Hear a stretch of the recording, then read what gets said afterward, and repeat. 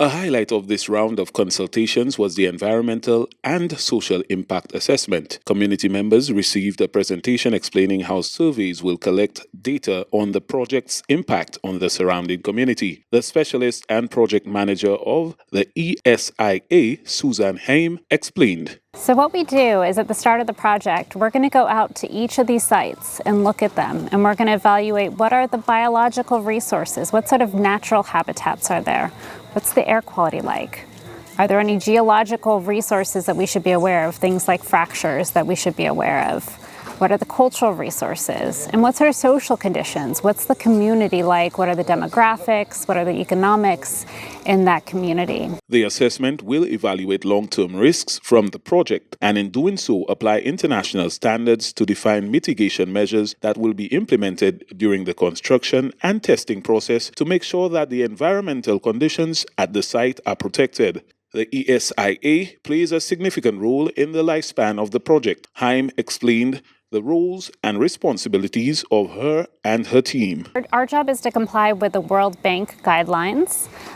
In this round, we are going to be updating the ESIA and the ES Environmental and Social Management Plan and the RAP that was prepared in 2018. So we're going to use that as a starting point and say, okay, we did some evaluation previously. We're not just going to throw that out the window. We're going to look at what we evaluated previously. We'll see what's changed.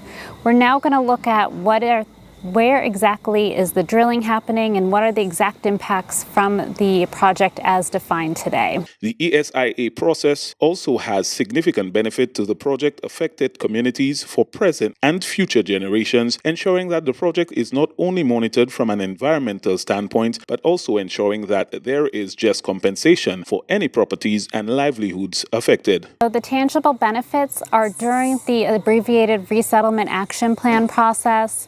We will be coming to the communities and we will be looking at what is the actual valuation of anyone who is affected and making sure that everyone gets just compensation. So those parties who have land where there's going to be access road improvements or the well pad, if they have any structures on those properties, they will be compensated fairly and will be made better off. With over 20 years of experience in this field, Haim and her team will provide continuous oversight to ensure that there is effective mitigation that will restore the site, where possible, or maintain it for future generations. Through the work of the ESIA, the RESDP seeks to create a holistic and environmentally sustainable plan for expanding renewable energy sources while ensuring active participation from local communities in the decision-making process. Shane Stephen, NBC Prime.